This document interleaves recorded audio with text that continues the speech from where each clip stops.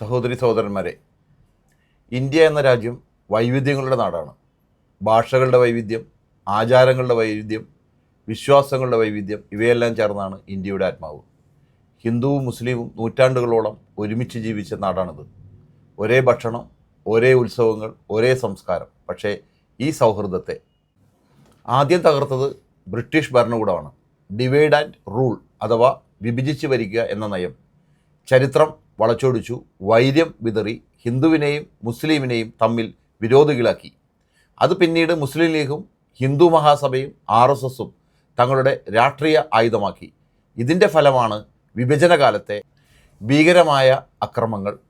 സമാധാനത്തിൻ്റെ ദൂതനായ മഹാത്മാഗാന്ധി പോലും മുസ്ലിം പക്ഷക്കാരൻ എന്ന കുറ്റം ചുമത്തി വെടിയേറ്റ് വീണു. വിഭജനത്തിനു ശേഷം പാകിസ്ഥാനിൽ മുസ്ലിം സാമുദായികത അധികാരം പിടിച്ചു. അവിടെ ജനാധിപത്യം തകർന്നു, വികസനം മങ്ങി. ഇന്ത്യയിൽ പക്ഷേ ജവഹർലാൽ നെഹ്റുവിൻ്റെ നേതൃത്വത്തിൽ ഒരു മതനിരപേക്ഷ രാഷ്ട്രം പടുത്തുയർത്തി. അതുകൊണ്ടാണ് കുറേ പതിറ്റാണ്ടുകൾ ഇന്ത്യ സമാധാനത്തോടെയും പുരോഗതിയോടെയും മുന്നേറിയത്. പക്ഷേ കഴിഞ്ഞ 2-3 ദശകങ്ങളായി സാമുദായിക ശക്തികൾ വീണ്ടും ശക്തമായി ഉയർന്നു. മുസ്ലിം വിരോധം അവരുടെ പ്രധാന ആയുധമായി. ലവ് ജിഹാദ്, ലാൻഡ് ജിഹാദ്, കൊറോണ ജിഹാദ് ഇത്തരം വാക്കുകൾ സാധാരണ സംഭാഷണമായി. മുസ്ലിം ഗെറ്റോകൾ, ഭക്ഷണ നിയന്ത്രണങ്ങൾ, വെറുപ്പിൻ്റെ രാഷ്ട്രീയമൊക്കെയായി സമൂഹം പിളരുകയാണ്. ഹിന്ദുക്കൾ അപകടത്തിലാണ്, വസ്ത്രം നോക്കി തിരിച്ചറിയാം എന്നൊക്കെയുള്ള വിഷമുള്ള മുദ്രാവാക്യങ്ങൾ.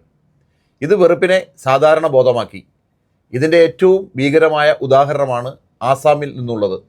മുഖ്യമന്ത്രി ഹിമന്ത ബിശ്വ ശർമ്മ മിയ മുസ്ലിങ്ങൾക്കെതിരെ അതിർത്തി കടക്കുന്ന വൈര്യപ്രസംഗങ്ങൾ നടത്തി. അവരെ വോട്ടർ പട്ടികയിൽ നിന്ന് നീക്കും, ബംഗ്ലാദേശിൽ പോയി വോട്ട് ചെയ്യണം, അവരെ ബുദ്ധിമുട്ടിച്ചാൽ അവർ പോകും എന്നൊക്കെയുള്ള പ്രസ്താവനകൾ. ഇതൊരു മുഖ്യമന്ത്രിയുടെ ഭാഷയാണോ? ഭരണഘടന അംഗീകരിക്കുന്ന ഭാഷയാണോ? മനുഷ്യാവകാശ പ്രവർത്തകൻ ഹർഷ് മന്ദർ ഇതിനെതിരെ നിയമ നടപടി ആവശ്യപ്പെട്ടു.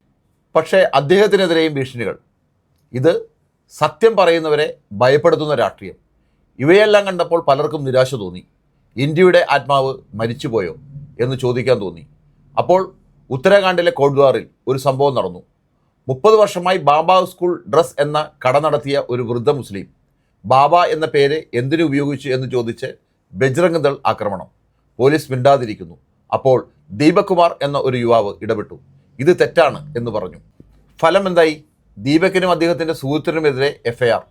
ദീപക് കുമാർ ഒരു പ്രതീക്ഷയാണ്. അദ്ദേഹം പറഞ്ഞു, ആ നിമിഷം എൻ്റെ നാവിൽ സരസ്വതി ഇരുന്നിരുന്നു, അതുകൊണ്ടാണ് മുഹമ്മദ് ദീപക് എന്ന് പറഞ്ഞത്. ഇത് മതപരിവർത്തനമല്ല, മനുഷ്യ സ്നേഹത്തിൻ്റെ പ്രഖ്യാപനമാണ്. ദീപക് ഭരണഘടനയ്ക്കും മനുഷ്യത്വത്തിനുമാണ് പോരാടുന്നത്. അവൻ വൈരത്തിൻ്റെ വിപണിയിൽ പ്രണയത്തിൻ്റെ കടയാണ്.